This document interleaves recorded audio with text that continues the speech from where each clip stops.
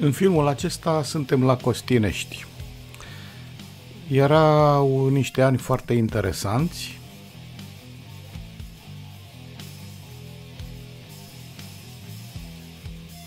La Costinești erau niște discoteci unde era o muzică senzațională, erau sărbări ale mării, era o lume destupată, tineret, studenți, era petrecere tot timpul, era distracție tot timpul, greu de înțeles astăzi.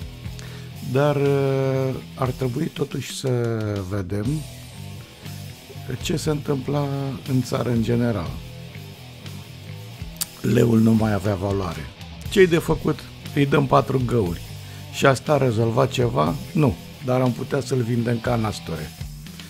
Carul blatiștilor și un nou hotărât comandamentelor de rază cu rază medie de acțiune erau nelipsite la sărbările mării. Se puteau vedea niște imagini pe care nu le vedeai la televizor în acele timpuri.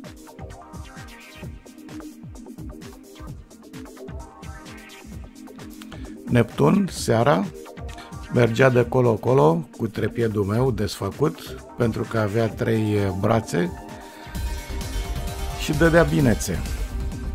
Erau niște jocuri de societate extraordinare, lumea era legată cu cercuri, cine rezista în cerc cel mai mult lua un premiu.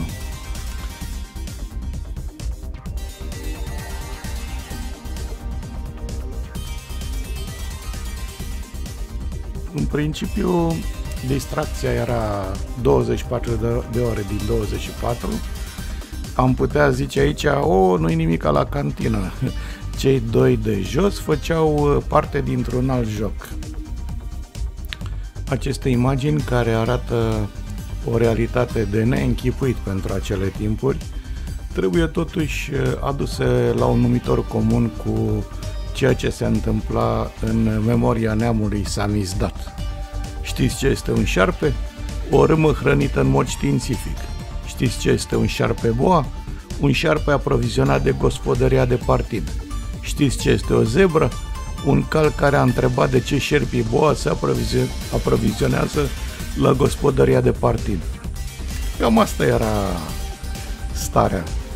Erau multe lucruri la mișto, multe lucruri îngrozitoare, multe lucruri cumplite. Știți culmea îndrăsnelii?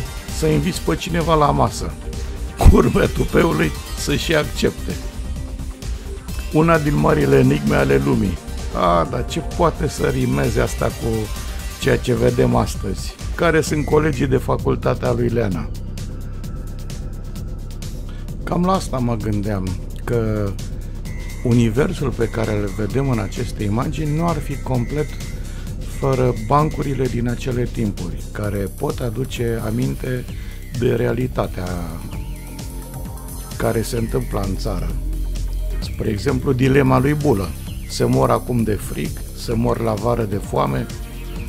În România a început să cadă zăpadă artificială, nu se tăpește pe calorifer. Lumea se plânge că s-au scumpit toate. Nu e adevărat, s-a ieftinit salariul. La al 5-lea semnal va fi apă caldă.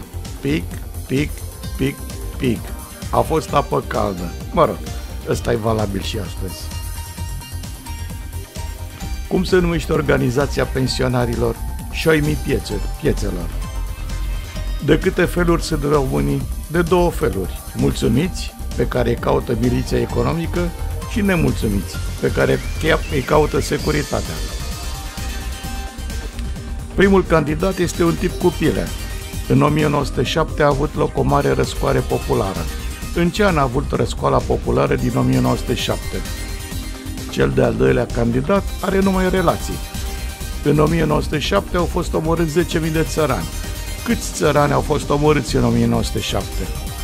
Al treilea candidat n-are nici pile, nici relații. În timpul răscoalei din 1907 au fost omorâți 10.000 de țărani. Vă rugăm să-i nominalizați. Ce sunt rușii? Prieteni sau frați? Frați. Prietenii ți alegi. Lângă Costinești, către Olimp, la golful francezului, se putea campa, veneau mulți artiști, mulți actori, era o atmosferă incredibilă în ziua de astăzi. Televiziunea română, atât cât se putea, făcea și ea mici emisiuni despre sărbările mării și despre Costinești.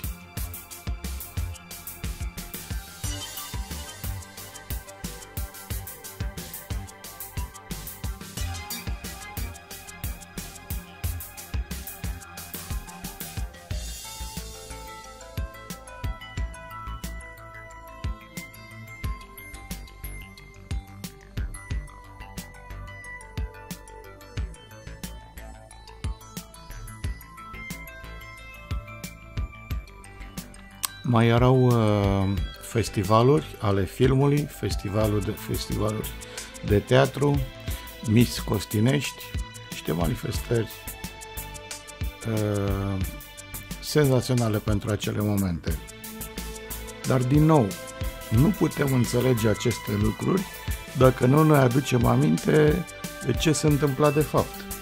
Se spunea, spre exemplu, trăim epoca marilor prefaceri. Eu mă prefac, tu te prefaci, el se preface. De ce este societatea socialistă multilateral dezvoltată cea mai avansată formă de organizare socială? Pentru că a preluat creator tot ce a fost mai semnificativ de-a lungul istoriei. Din epoca de piatră, relațiile. Din comuna primitivă, organizarea. Din sclavagism, retribuția. Din feudalism, inchiziția. Din capitalism, falimentul. Peste toate acestea, lumea mergea la mare și se distra. Era o uitare de sine și era o permanentă încercare de a uita de toate cele.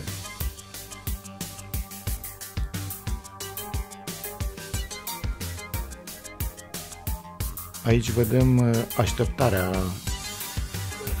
provocată de venirea lui Neptun, care venea într-o barcă pneumatică.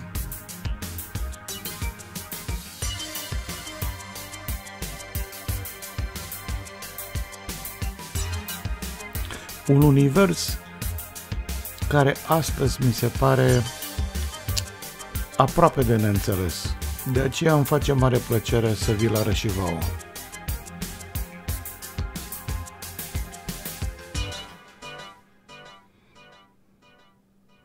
În acele momente,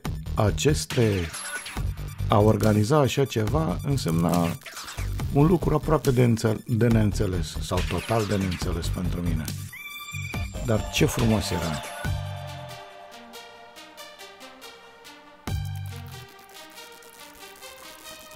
În același timp, în acel timp, la ușa unui apartament sună un puști. Tanti, ai făcut supa? Da, puișor, vrei să guși și tu? Nu mulțumesc. Atunci de ce ai venit? Te rogă mama să ne împrumuți și nouă osul.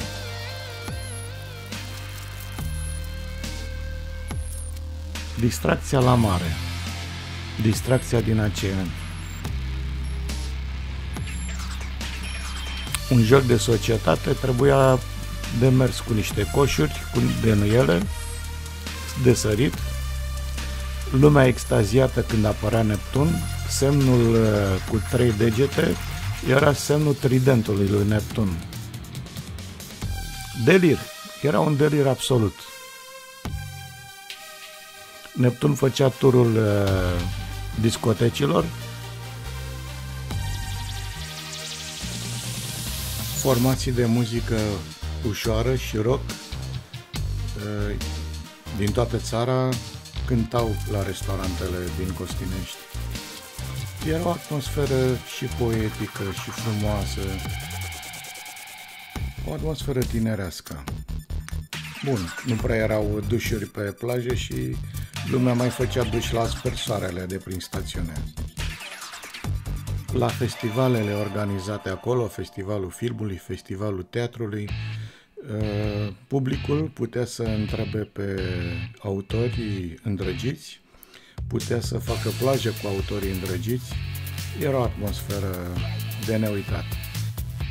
Unul dintre fotografii Costineștiului, care făcea fotografii cu maimuța pe plajă, lumea așteptând nerăbdătoare venirea lui Neptun.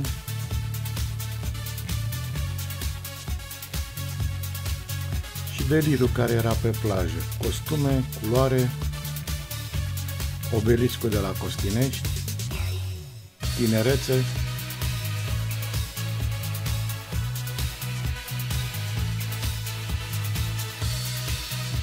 Divertisul era extraordinar, făcea tot 24 de ore din 24 niște emisiuni senzaționale.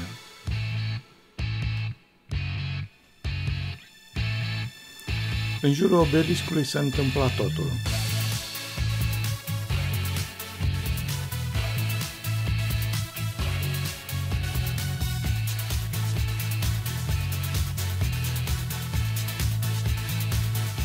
Miss Costinești era o manifestare care trebuia văzută la teatrul de vară, de neuitat.